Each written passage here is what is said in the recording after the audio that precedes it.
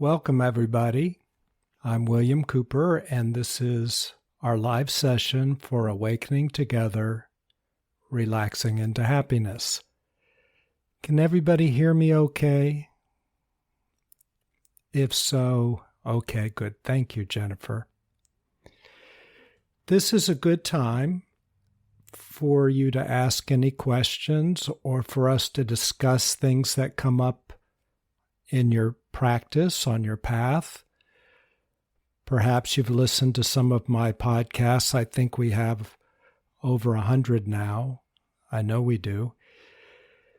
And those podcasts are designed to help give you some ideas for awakening, point some things out. And if they're helpful, use them. And then the ones that aren't, just move on and listen to another one. While you're thinking about questions, why don't I talk a little bit about self-love on the awakening path? Because our being, your being, is, hi Joe, hi everybody. Your being is love. Yet we don't always feel love, do we? I remember I just was going into a New Age bookstore and they had a group of people, and you could pay $10 and sit in that group. And there was a man, Don, who was a psychic, and he would tell you something about yourself. So I went and sat in that group. And you know what Don told me about myself? He said, "You don't love yourself. You need to learn to love yourself."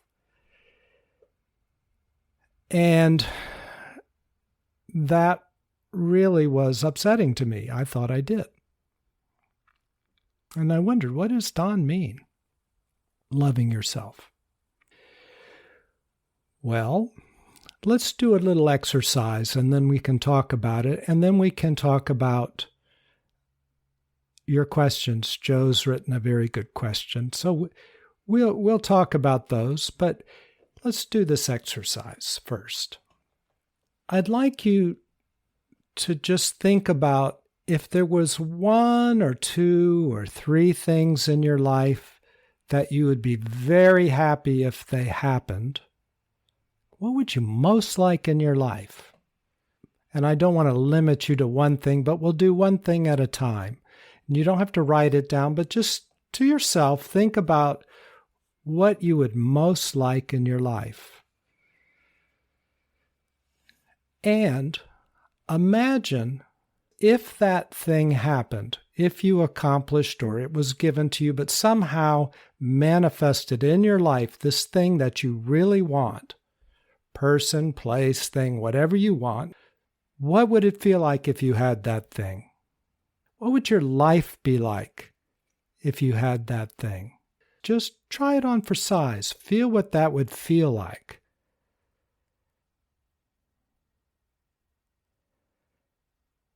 And just drink it in.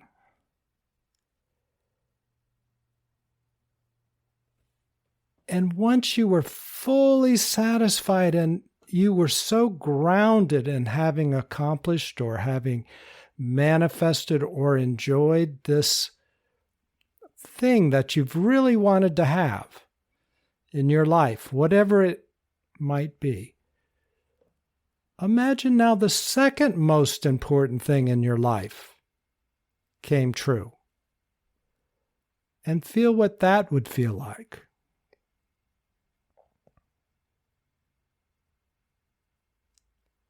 Soak it up.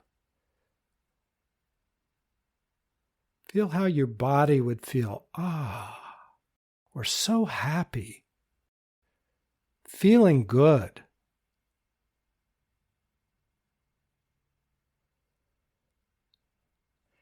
And imagine perhaps the third most important or some important other thing happening in your life. Experience that. That also happens. And soak that up. all of these things, imagine them being true for you. You don't have to figure out how or why. They just do happen. And soak it up. Experience it.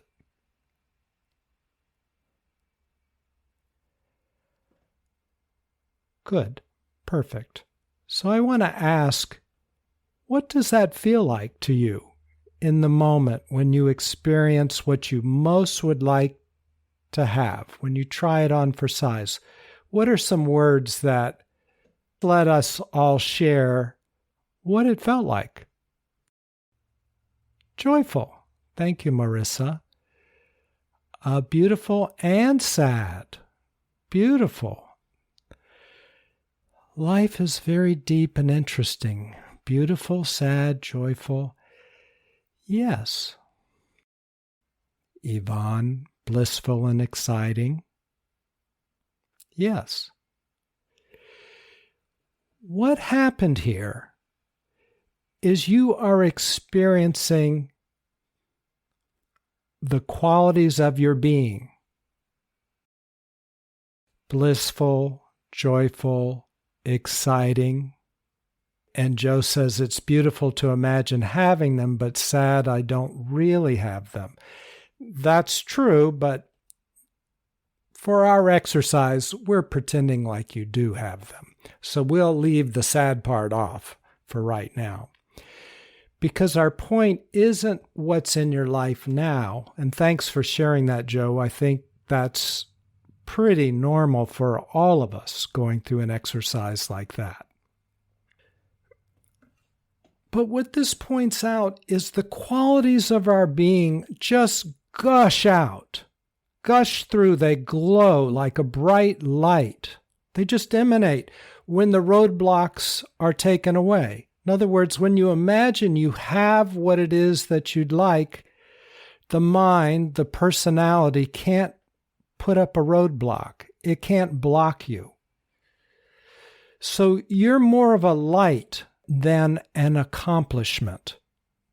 You're a light. And when you remove the roadblocks, only light comes out. And that light is felt as joy, happiness, bliss, beautiful, exciting. That's always there inside of you, inside of all of us. It's simply covered up. And it's covered up because we would feel the quality of our being, since we're always here and the quality of our being is us. It may logical we would feel that all the time, but that we've either blocked it or we've distracted ourselves from it. The process of awakening is simply letting those things that block or distract, let them go. Jesus' main teaching was, and we're not going to stick just with Jesus, Buddha, Hindu, the Taoist teachings, I suppose every teaching, but Jesus' main teaching was let go. Let this stuff that blocks you go. Forgiveness. When I don't forgive, I'm tense. Blocks are made out of tension, right? Hurt, fear, and anger are made out of blocks. They're called emotions, and we're accustomed to them because in our society, in our culture, we're used to them. We live life through our emotions, hurt, fear, and anger.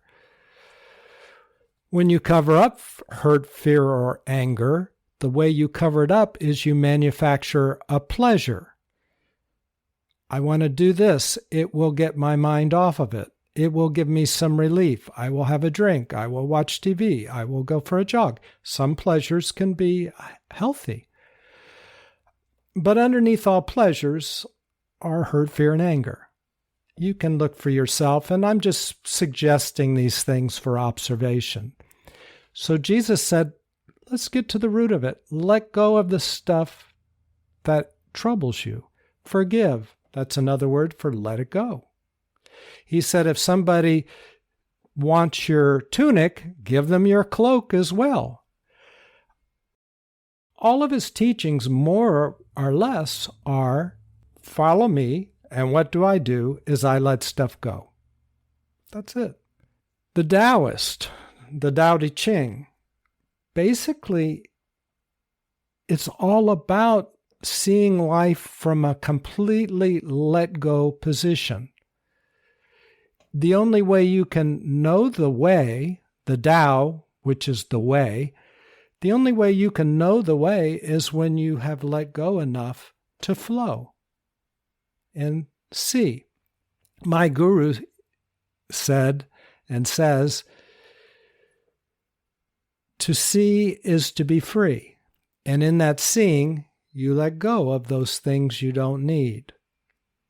So, back to that exercise we did.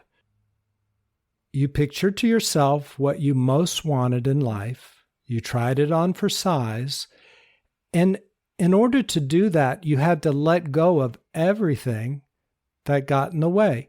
We just sort of bypassed anything that would get in the way, because the actual exercise was, imagine if you had it now, what would it feel like? So we just jumped over all the obstacles. And then you tried it on for size. The personality only is around, or primarily is around, to get stuff it feels that you don't have. We bypassed it by saying, hey, you already got it. You already have what you most want. So the personality could relax.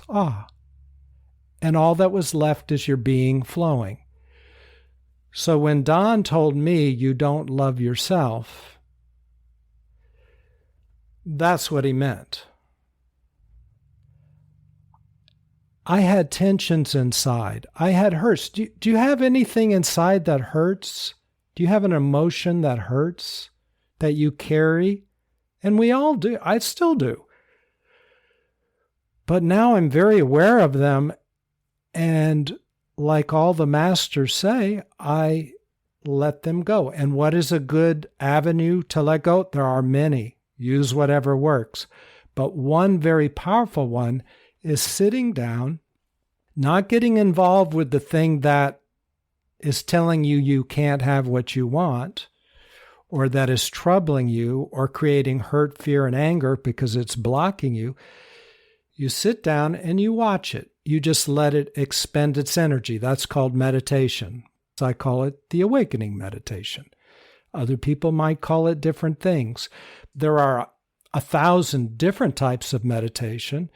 In this type of meditation, you simply sit still and you watch what comes up.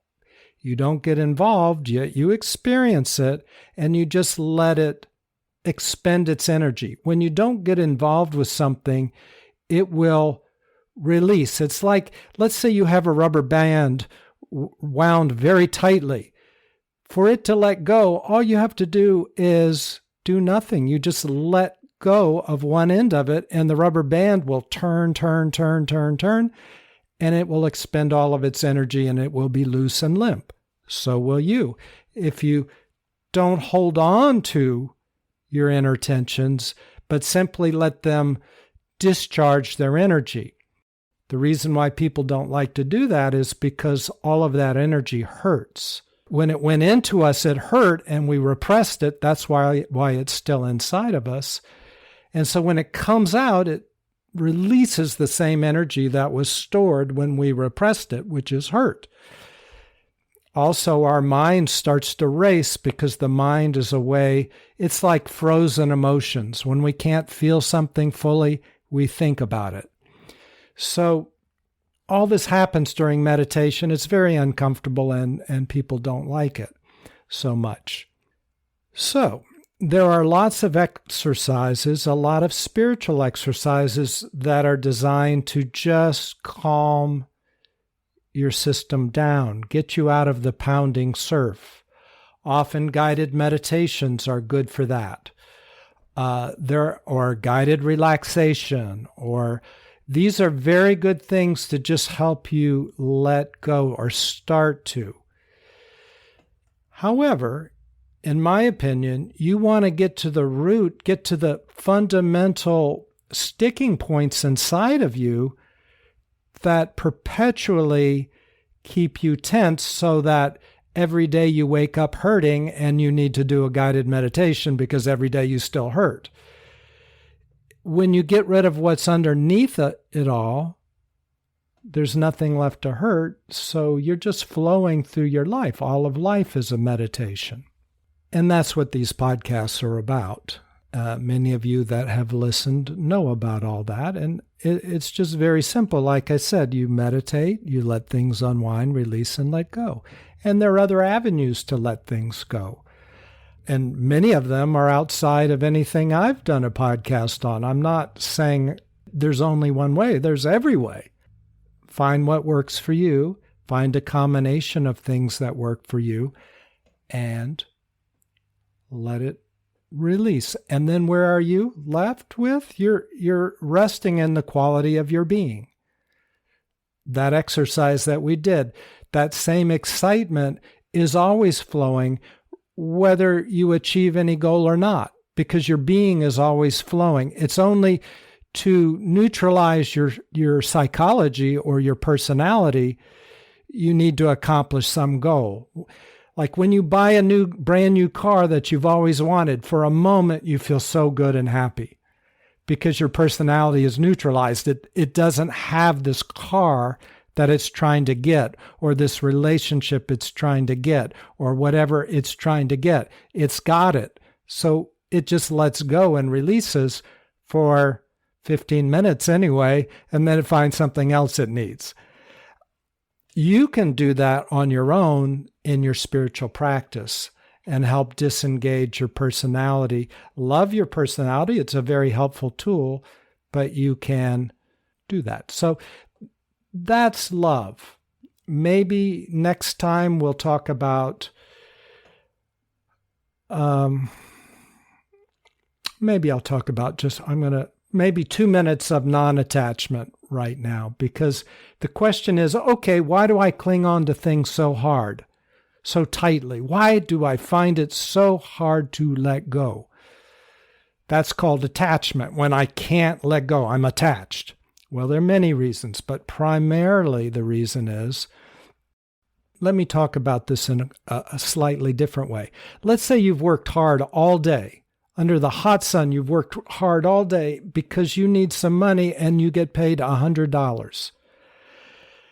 And the next morning, somebody comes up to you and says, I'd love to get a coffee and stuff. Can I have your $100? What would your reaction be? No. I've worked hard. I need this $100. I am not letting it go. That's called attachment. There's nothing wrong in this case with being attached to that $100. You made a plan. You worked for it. You have it. It's fine. But you are attached to your $100. Now, you could go through a spiritual exercise. Well, you let it go. You visualize something. You want to give to the world. You want to give to this person. This person is you. You're all one. Something. I don't know. Some spiritual, you could do that. There's a million of them. And finally, you could give over your $100 after a year of this exercise. Maybe you kind of deep down inside don't feel so good about it, but you give it because you're supposed to. It's, you're a spiritual person. But that doesn't really, when you meet attachment on the level of where it's coming from, the level of the mind or the personality, no matter how many spiritual exercises you do, it's still there more or less. Or maybe it's loosened up, but grudgingly it goes. So how do you let go? Non-attachment, what's the answer? Well, if somebody came up to you and legitimately said, look, William, that $100 you worked hard for, I'd like it. And I go, no. And they say, how about if I give you $1,000 right now, no questions asked? $1,000 bill for your $100 bill. I'll just change them. And I'm convinced it's a real $1,000 bill. And there are no strings attached. You know what? I would no longer be attached to my $100 bill. I would say, here, take it. No questions asked. I'm taking the $1,000. Attachment gone. That's non-attachment. Now you'd say, well, now you're attached to the $1,000 bill. Sure. If there were such a thing and somebody gave me $1,000,000 bill, I would not be attached to my $1,000 bill anymore. Well, you follow that all the way back, and what's the most valuable thing you can have? It's you. It's being awake, fully experiencing your being. That's the gold.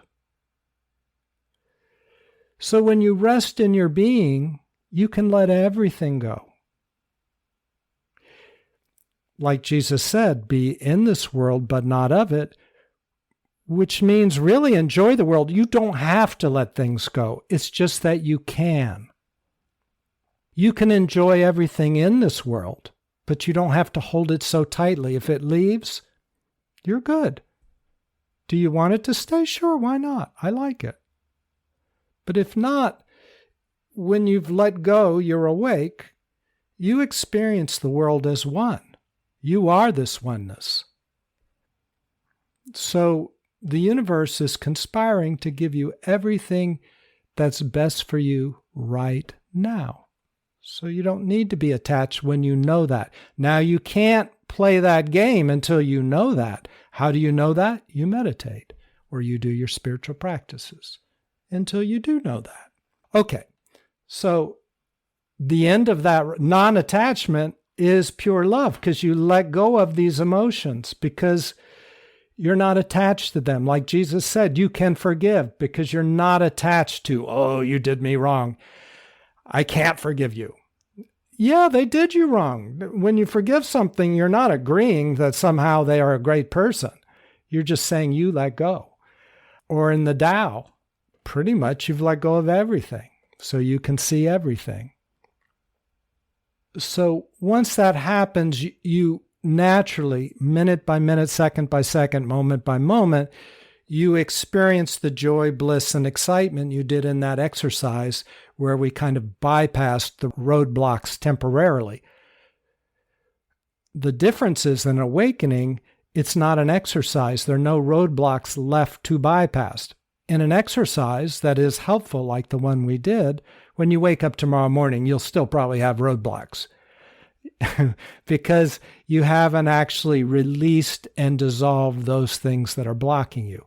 That's what meditation is for. That's what your spiritual practices are for. Okay, I hope that was helpful, something to reflect on. If any thoughts or questions come from that, that's fine too.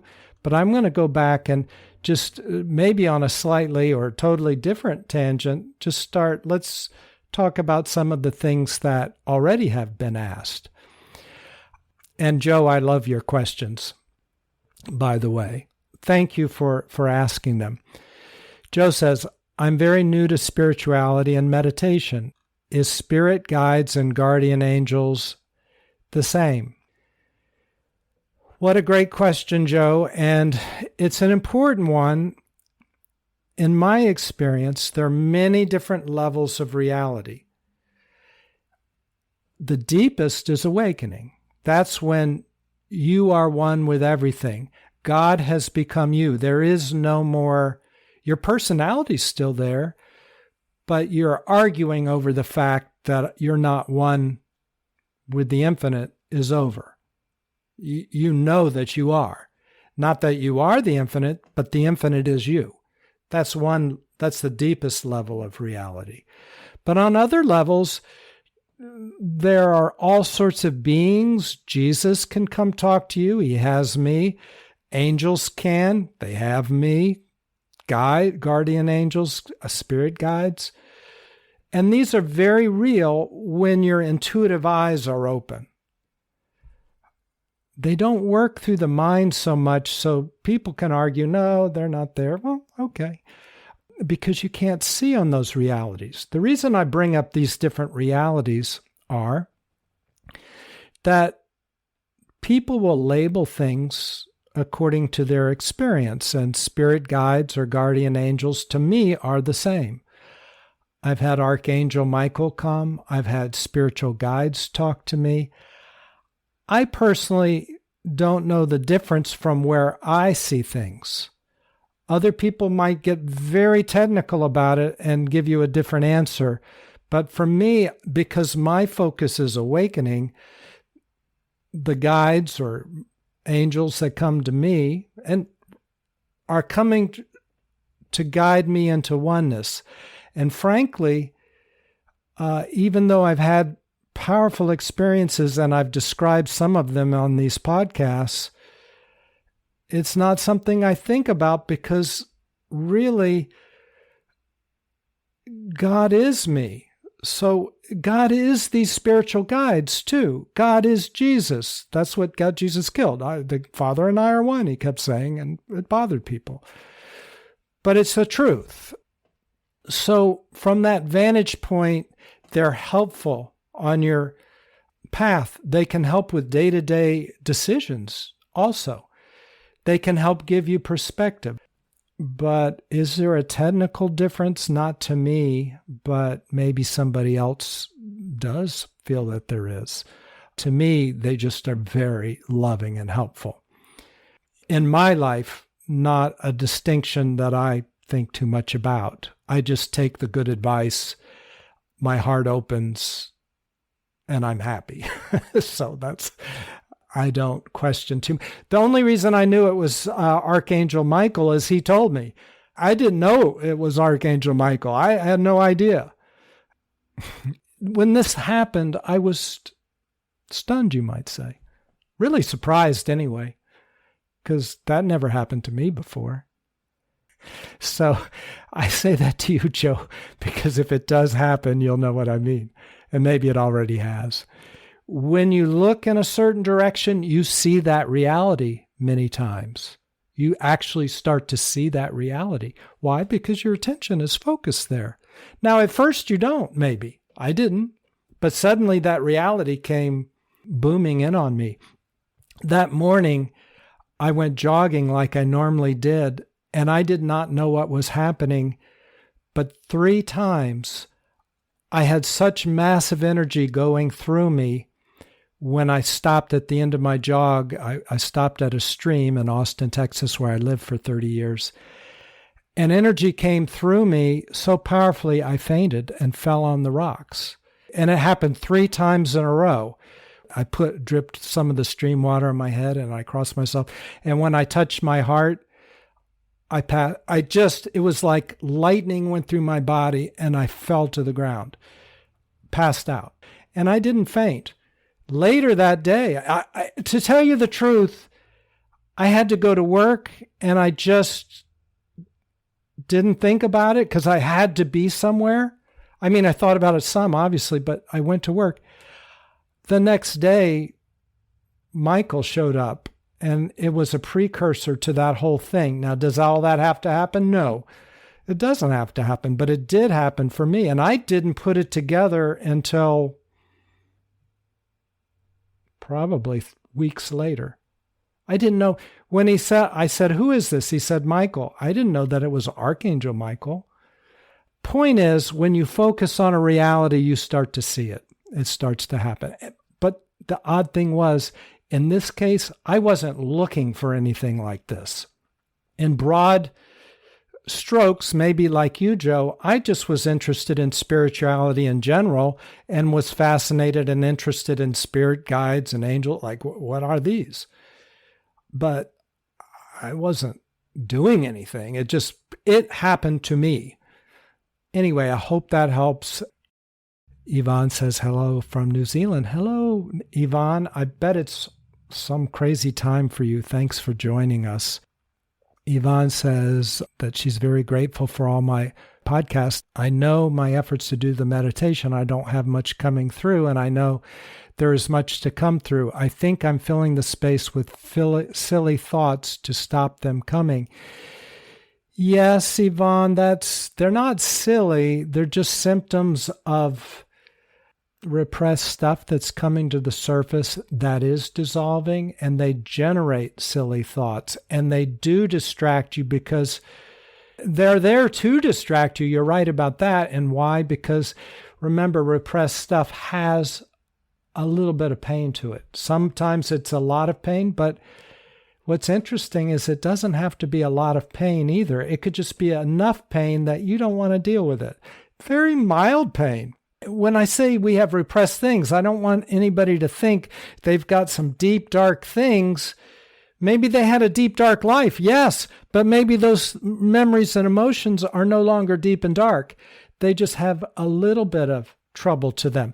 You know, water, if you just tilt a flat surface maybe 3 degrees, it'll run downhill. It doesn't have to be a huge incline, maybe just 2 degrees, I don't know, but not much. It's the same with troubling feelings. They don't have to be horrible. They just have to be things we'd rather not deal with, you know, more interesting to daydream, more interested to watch TV. So in your meditations, just notice, how troubling is this feeling? Or what if I don't think these thoughts that are trying to distract me? What if I just temporarily do an exercise and don't think them the best I can? How does that feel? It'll probably feel troubling because now that the distraction's gone, the thing that's fueling the distraction will come up to the surface. Might be anxiety, might be a feeling of boredom, might be who knows. But that's simply a feeling that wants to be deconstructed. Deconstructed so it no longer is blocking your light and your excitement and your joy. I hope that makes sense and fits in with our other podcasts. Good question and observation, Yvonne. Let's see.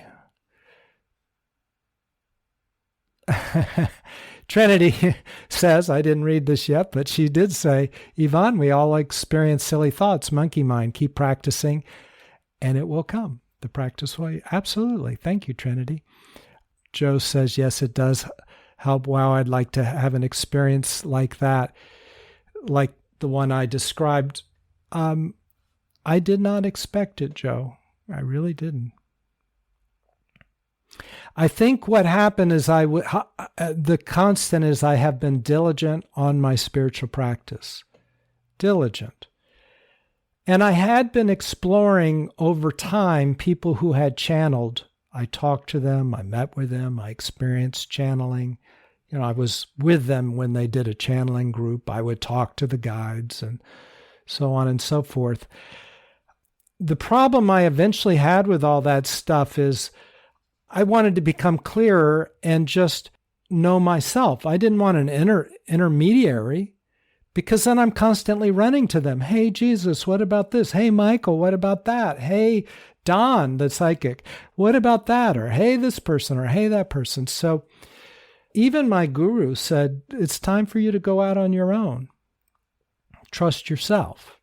And that was very hard at first. But even Jesus wouldn't talk to me. He wouldn't do it. Nobody would. Because they wanted to force me to listen to myself. So that was the end of it's very helpful to do all this channeling stuff and talk to angels. It's not necessary, but if it's something you want to do, you do it. It's helpful. But in the end, I'll tell you, if your path unfolds like mine, it turns out you're the one you're looking to talk to. And it's just getting clear enough to be able to hear yourself. The only reason you want to talk to an intermediary, and I'm speaking for myself, is because I couldn't hear myself. Right? Once I could start to hear. And I had to hear myself, I had to listen. And if I'm talking to too many angels, I'm listening to them and they're giving me good stuff, but I'm not learning to listen to myself. Meditation, the reason why it's so powerful on every level is, again, you have to sit still and not get all wound up in these things because you're sitting there. You can't do anything. You just have to watch what's happening and experience it. We do it for a set period of time generally because we can only take so much.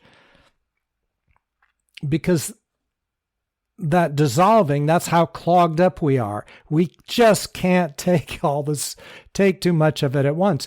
And if you've listened to my podcast on PTSD, that's very helpful. If you push yourself too fast, too far, you'll lock up, tense up, and you won't get anywhere. So it's not a bad thing to go slowly. It's actually a good thing. It's a good thing to take these in little baby steps.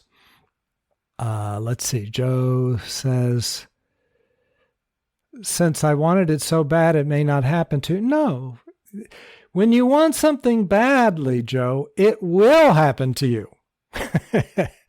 Whether all you're experiencing is a fear that's coming up that still needs to dissolve. Fears aren't real. They're just old habits. That's what the meditation helps dissolve, is that fear. And all that's left is, yes, it's happening to me.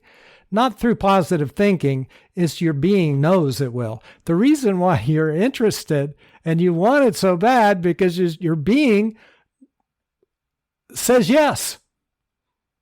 Other people, it's not that big of a deal because their being is interested in something else on their spiritual path, on their unfolding, what awaits for their incarnation.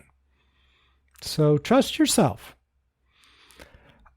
Joe said, you said you're in Austin, Texas. Well, Joe, I was in Austin, Texas for 30 years. Joe says, I'm in Houston, Texas. I don't know if you've been to that Unity Church in Houston, Joe, that big one. It's got a lot of good stuff going on lots of good levels. I used to do workshops there through my guru. And so it's not only what you might consider a unity church. They are open to every possible thing over there, and they're very good people. Perhaps you've gone there, Joe.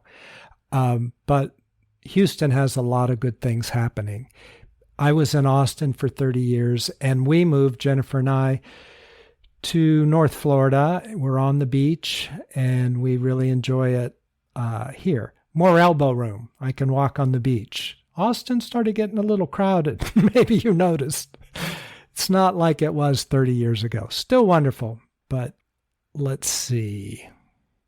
Yes, you can't hear yourself because you have too much clutter in your head. That's right. I couldn't hear myself, and nobody can when you've got so much clutter. We're there. Yes, slow is best for clarity. Yes. Joe says, it's the opposite for me. Anything I want so bad and it doesn't happen. Give it a little time, Joe. Stay focused. Do your spiritual practice. That's where clarity comes. And through clarity, power. Manifestation. I'm not chasing manifestation. I don't care, personally. But it does happen. I've had miracles. Lots of them happen. I didn't mean for them to happen. They just happened. The clearer I got.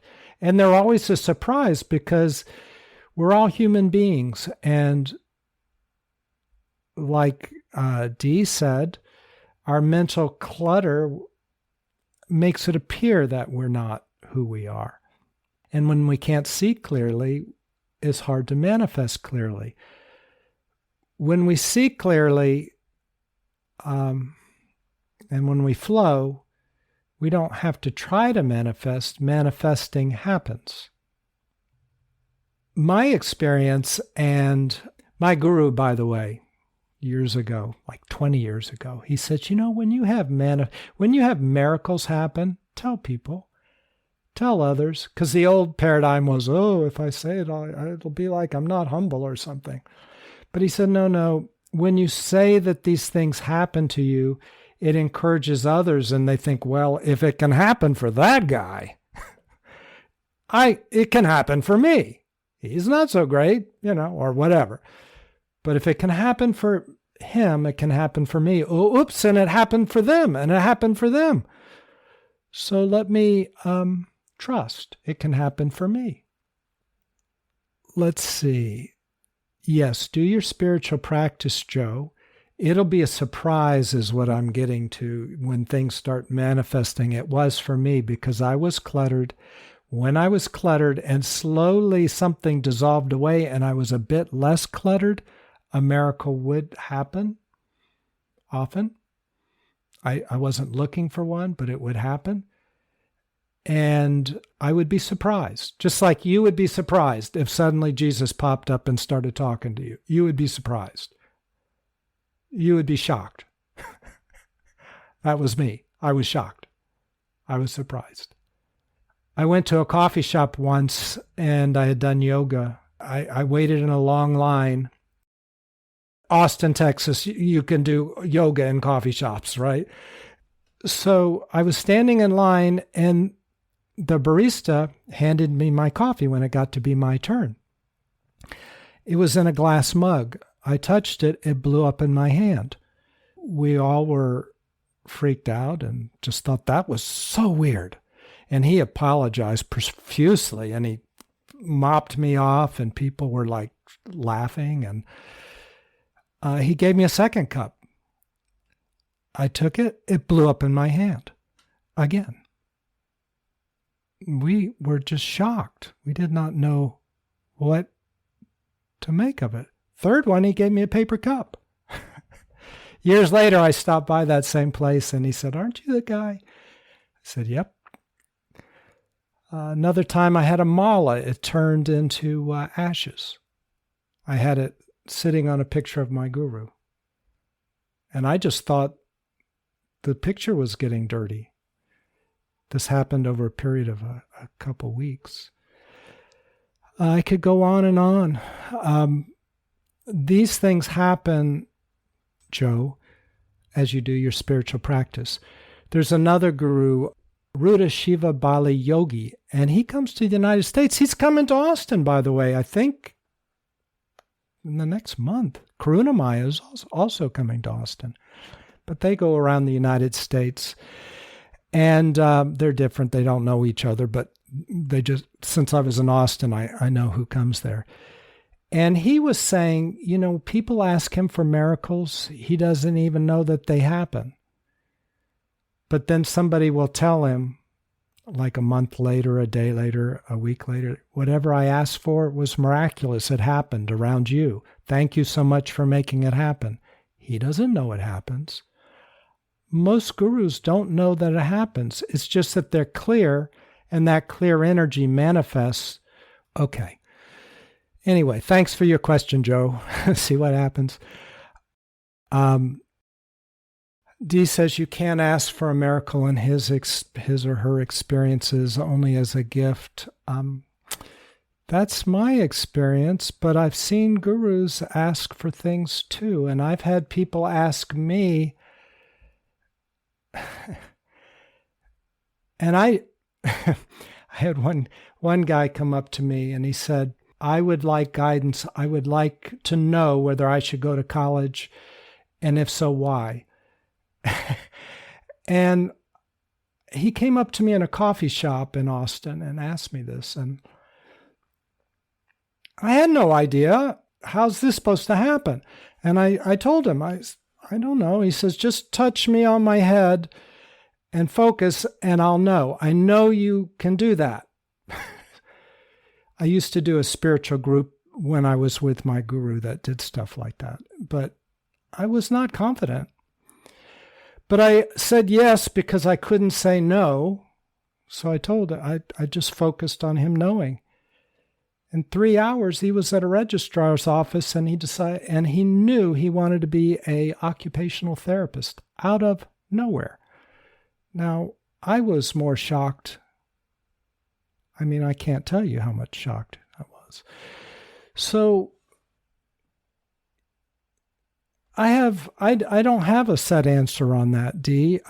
What's happened to me has been gifts. But sometimes I think when you focus, I could care less for myself, but it can happen. I had my guru, the main one, he said, when people would ask him for something, he would focus on it. And when it stayed in his mind, when it stuck in his mind, clearly he knew it would happen. When he could not hold that image in his mind, he knew it would not happen. So I'll throw that in the mix. And there are no pronouncements here. We're just talking. Everybody has their own experience, and you know what you know, and you have to work with what you know. You have to come from your heart. Nobody else's heart will do it for you. I'm just saying what my experience has been. Let's see. Amma, join late. Hope my question is not redundant. What do you consider the most important spiritual practices? Great question, Amma. The most important to me at this point, I'll answer it in two ways. Double talk. The most important is what speaks to you today. Is it taking a jog? Is it reading a book? Is it patting your dog? What opens and helps you let go today? What brings you clarity today? Is it listening to a particular speaker or a particular guided meditation, or I don't know, is it mantras? You try them all on for size and see what works for me today. That's the most important spiritual practice you can have, because the only one that can live your life is you. Buddha awakened, but so what? What does that do for me? Now, he gave a lot of good guidance, and that does help me. But when I try something on and it doesn't work, I discard it until it does. That's my first answer. So here's the double talk. From where I'm coming from now, the most powerful is the awakening meditation I talk about in my podcast, and I describe and practice it with you. It's around podcast number 6. They're free. They're available to all of you. You probably have listened to them, many of you. But I would go back there. It's somewhere around 6. And here's the meditation. It's very simple. You just sit still. You experience thoughts as they come up, but you don't jump into them. It's like watching your glasses, but not looking through them. You see the object of the glasses. You see the thought, but you don't live life through it. You just see the thought trying to think and wanting you to think it, but you just let it expend its energy. You feel the emotions emoting, but you don't jump into them. You just watch them. You let them emote. Now, after a while, all these thoughts and emotions want something. They want love, they want peace, or they want well-being. I don't know what the particular ones in the moment want, but they all want one of those 3 things or some variation of them. So at some point, the thought can stop. It's stuck in time, so it can stop, and it can just look around and soak up. Hey, it's with you. And the part of you that's watching, the real you that's observing the thoughts, that is being, that is awareness. And it can soak up that awareness, which is made of, the qualities of awareness are light, love, well-being, qualities such as that, peace. For your experience of your own being to become strong enough, after you meditate for some time, long enough to let some of these emotions just, for you to have some distance and not be captured by them constantly, because for a while you will be. But notice the part of you that's watching doesn't have any problems. It doesn't have anything it's trying to get. It's just fine. It's quiet. It's simply watching. And if all those emotions and thoughts and feelings disappeared in a blink of an eye, you'd still be here and you'd be watching that. So by process of elimination, you're not your emotions, you're not your thoughts, you're not your experiences. Because if they disappeared, you'd still be watching. So what's left is you. When you put your attention on the qualities of your awareness, that part of you that's watching, and you get to know yourself better, these qualities will become more and more apparent, and your intuition will become stronger and stronger and stronger. So meditation, this awakening meditation, is a good one, I think. But anything that works for you would be great. Okay, I'm going to skip forward.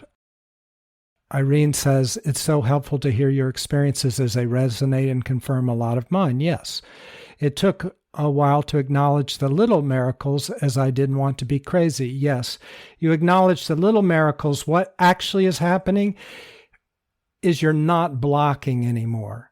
The more you can acknowledge something, that means you're not blocking things out. Most of us are trained to block things out, which is part of the problem. In a natural flow, miracles just start happening. And like Dee said, really, who cares? It's natural. But to get to natural, you have to quit blocking anyway until it just becomes natural. So yes, and that's the good thing about these talks is they just confirm. Nobody's special here. None of us, we're all the same. So by talking, we get to confirm what is already happening for all of us. How do you keep the ego in check with miracles? Well, you do your spiritual practice, because ego is made of pain, and who wants that? I don't want a mountain of pain in order to brag about a miracle or two. It's not. So if the ego, it has something to do with the miracles, it's really happy about it, and it somehow protects me from my pain. If I have miracles I can talk about, guess what? I still have the pain. So the spiritual path is not about miracles. It's about releasing the separation, and in separation is pain. So when you release the separation, when you see through it and it dissolves, you're not in pain. And in my life, I was in so much pain, overwhelming. I still have pain, but it's about 10% of what it used to be. So still got separation, but not like it used to be. It's a process. So ego naturally dissolves and loosens up in your spiritual practice. Violet says, good morning. Good morning from Australia, Violet. Thanks for getting up early, or it might be in the middle of the night for you. Slavina, you probably mentioned before, William, but perhaps I wasn't there. What kind of guru are you talking about? In a church, are you combining Christianity and Buddhism? No, some kind of churches, like there's probably 1,000 different denominations. You know what? Googled it, just, this is outlandish, but how many denominations are there? And it said that there were around 40,000 different denominations out there. Now, let's just cut that in half. Say they are 20,000 denominations. We're used to mainline ones, but there's a lot of denominations. Some denominations are very open. For instance, the Unity Church is very open. It is open to all paths, pretty much. It is Christ-centered, but not only Christ. It's anything positive. It's called positive Christianity. And I'm not pushing Unity Church. I'm just answering your question. There's Unitarian. That's open to a lot of different avenues. You could be atheist. You could be, same in a Unity Church, I think. You could be whatever you want. But there's a lot of different churches that are open to a lot of different things. Just like Jesus was. He wasn't a Christian, remember. He was just Jesus. And to get to be Jesus, you have to be very open. He let go of a lot. Forgive them, for they know not what they do. When they crucified him, that's painful. And he says, forgive them. That's a lot of letting go. That's a lot of openness. It's a lot to ask. Demigods don't like them. D says demigods. Perhaps gurus or spiritual leaders or people that say that you should follow them. They're the embodiment of God. And it's a fine line, because God is all of us. We're all one. So in a way we can say that. Yogananda said it's not quite right to say I am God, rather that God has become me. In other words, you've let go of the ego. You know, I'm important. You've let all of your importance go so that you're open and flowing, and you are the way, as they say in Taoism. As Lao Tzu said, you are the way because you are so open. Let's see. Thanks for explaining the awakening meditation. Irene says, yes. And Amma I guess, looked it up, and she said, I've read 20,000 plus denominations of just Christianity. There you go. Thank you for checking, Amma. See, it's amazing, right? Gary, have you created any new podcasts? What I'm doing now is, because I often give a little talk in the beginning of these live sessions, I'm just doing 3 live sessions a month, and then I turn them into podcasts. Those are what I'm doing now. As you know, in the past, I did probably 90 podcasts on specific topics that I've found helpful. I've experienced them all. I don't do a podcast unless I don't talk about seeing Jesus unless I saw Jesus. Or I don't talk about awakening unless I have experienced that aspect of awakening. Right now, Jennifer said you have over 100 podcasts now, correct? Yes. There are 108 now. This will be the 109th. So I often say they all stand alone, but if you want to go through, they're like different little tiles in a mosaic, and they paint a giant picture of awakening, and they're designed that if you take them in to whatever extent makes sense to you, that as you evolve through them, you become more and more open and awake. And they're not exclusive to other people's podcasts or other teaching to do everything. But that's just the path that's running through my podcast. So for that reason, I often suggest start with number 1. And even if it's a little boring, go to number 2 and number 3 and number 4. And you'll evolve. You'll go through the sequence that I designed them to go through. However, if you listen to the first few and you go, I don't even want to listen to this part, then skip forward.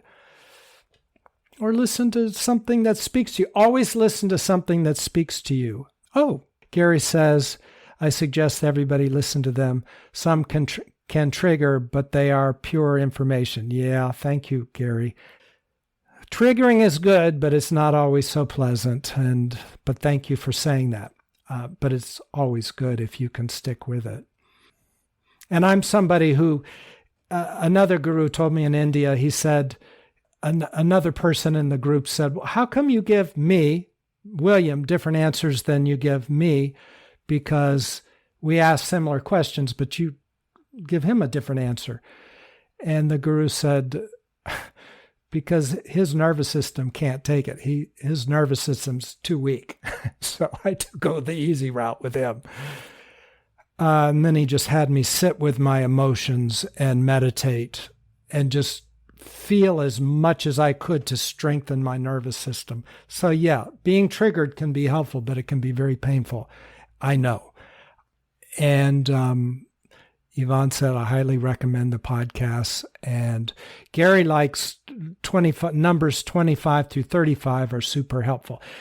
Thank you so much, Gary. Yes, I think those are on PTSD. And, that's something that we can have certain things going on inside of us that no amount of meditation is going to help. So there's a different avenue. Remember I said we're made of many realities. There's a different avenue to approach that. You want to approach the problem where it actually is. And you don't want to use spirituality to spiritually bypass everything. Certain spiritual practices are very good for certain things. Others are very good for other things. And then other methods are very good for yet other things. And you want to match your methods with the block or the problem, quote unquote problem, that's bypassing you, why you're not seeing clearly at the moment. Okay, everybody, thanks so much. All right, take care. Thanks for the good questions. Take care. Bye, Blossom. Bye, Joe. Bye, Gary, Yvonne. Bye, everybody. Bye, Dee, Jennifer. Bye, everybody. Hello, this is William. If you've enjoyed this podcast, please consider sharing it with somebody else. Send them a link. Thanks so much.